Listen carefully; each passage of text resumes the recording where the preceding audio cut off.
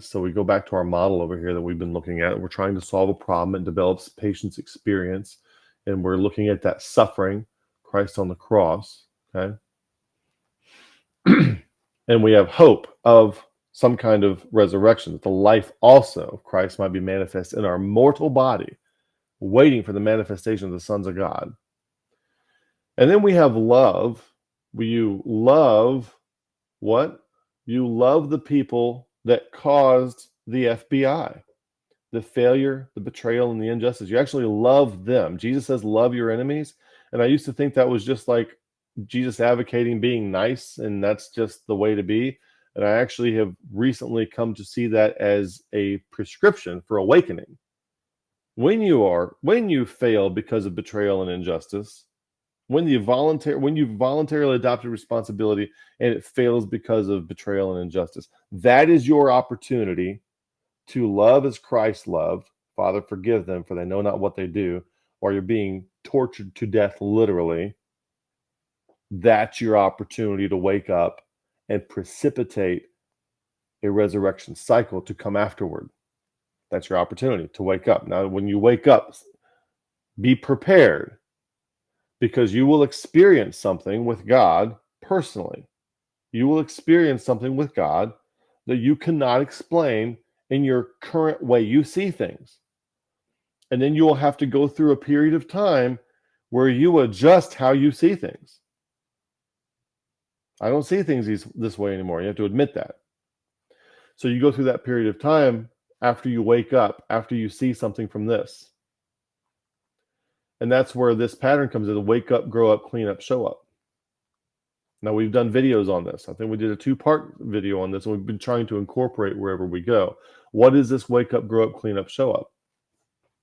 Okay, wake up is awareness. I'm aware of something.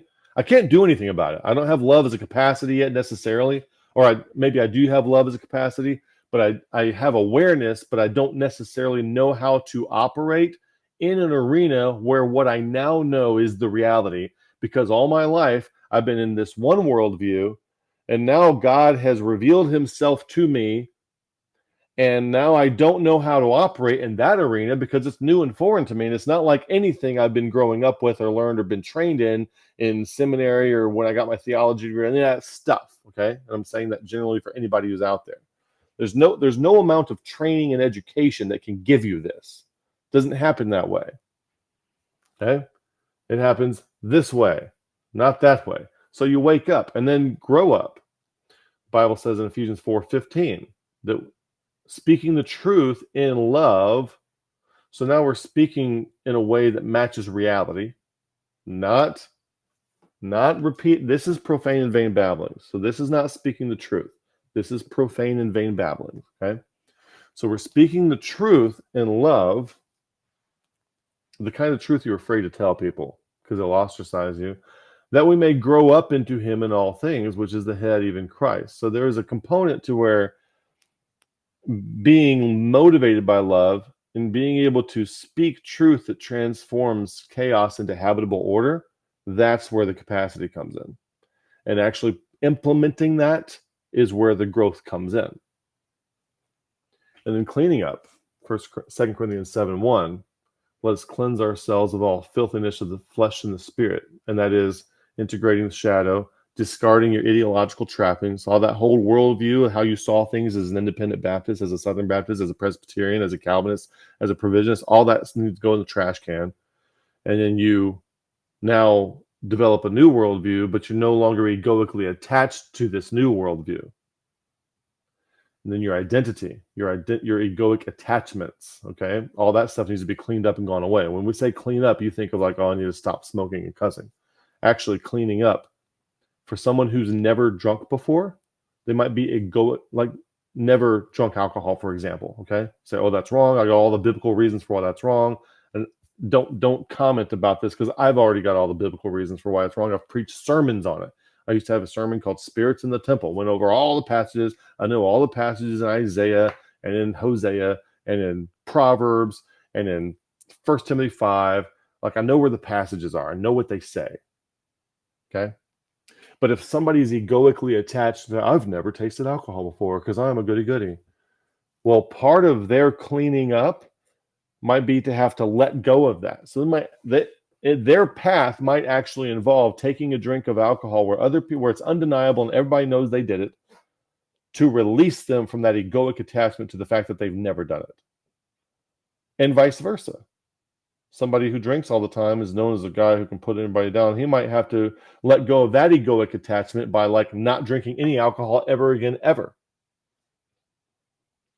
You understand what I'm saying? So you get to a point where the things themselves aren't in and of themselves holiness.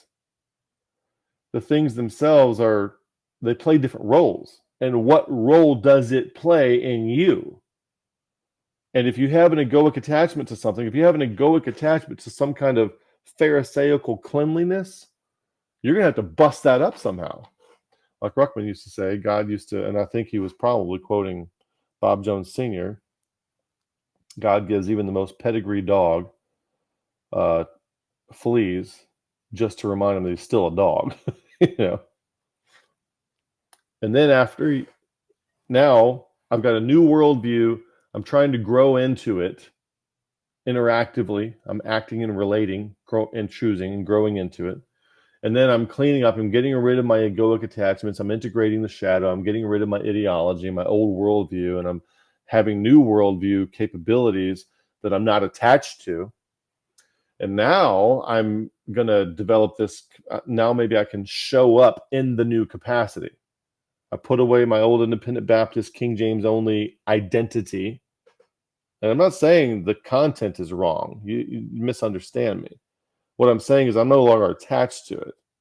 I've got a different worldview now, and I'm operating in it, but I'm not egoically attached to it. So if somebody comes up and tells me 38 reasons why the way I see things now is absolutely wrong, it doesn't hurt me at all because I'm not attached to it. Somebody posted a quote just recently and said, I think it was Christian in my texts. When you criticize somebody's ideology and they react defensively like you're criticizing them, it's because they're identified. When you criticize Calvinism and the Calvinists get upset, it's because they're identified with Calvinism. When you criticize provisionism and the provisionists get upset, it's because they're emotionally and they're identified egoically with provisionism. Otherwise, and so it feels like you're attacking them when you attack it because they see it as part of their identity.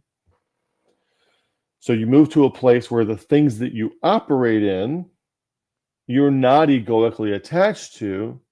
So when it gets proven fraudulent or false or not helpful or wrong or something like that, you're actually thankful. Oh, now I can create a new space and a new way to see things, which is more in alignment with reality, and I can operate there, still not egoically attached. So I'm not an ist. I'm not somebody was saying the other day, monism and monist, seeing everything as one. I'm like, I don't like that because I don't like saying it that way. I would rather call it unitive awareness. It's an awareness that I have. It's not an ism that I am, because as soon as you start calling something an ism, the stage 3 people think that it's a set of beliefs that you're attaching themselves to, just like you are. It's not a set of beliefs. It's an awareness level. It's something you can see. And how do we bring people to where they can see it without creating imposters who are saying all the things, saying all the same things for those who have seen it, but they haven't seen it? When Jordan Peterson talks about repeating an ideology, like the Gideon Hull videos that we reviewed not long ago, he's an imposter. He's saying all the Calvinist things, but he didn't see all that stuff. He didn't come to envision for himself anything that he's saying. He's repeating all the things that the in-group expects you to repeat in order to be good and orthodox and non-heretical. Okay? And so even if the ideology was true, even if it was comprised of completely true statements, for you to repeat them as if they're your own when you haven't arrived there experientially through tribulations, experience yourself, is the same thing as lying. And you have no right to repeat the things that aren't yours. So eventually you show up. like Paul tells the Colossians, that you might walk worthy of the Lord, or how he words it. Well, nobody's worthy of God. Just stop. Don't do that. Hear what he's saying. Okay? And walk in a way that is commensurate with the will of God. Or like Paul says in Ephesians 4:1, walk worthy of the vocation wherewith ye are called. Walk in a way that is in alignment, walk in a way that is commensurate with the calling. Walk worthy of the Lord unto all pleasing, being fruitful in every good work, and increasing in the knowledge of God.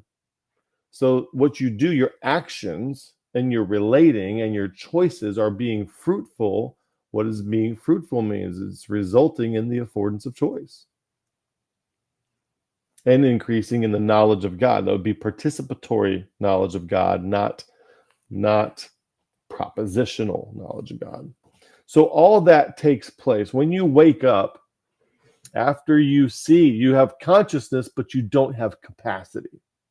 I'm aware. I am now aware that things are very different than how I thought they were before, but I don't know how to operate. I don't have any participatory attunement with this new arena that I now perceive. So you have to grow into it. So waking up is just the first step.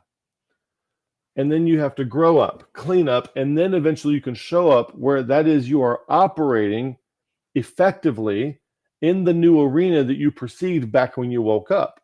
And that time span is probably going to be 3 to 5 years. Tracking how long this kind of thing takes? And the practice, somebody told me the other day, and I think I mentioned this in in the Wednesday night live stream.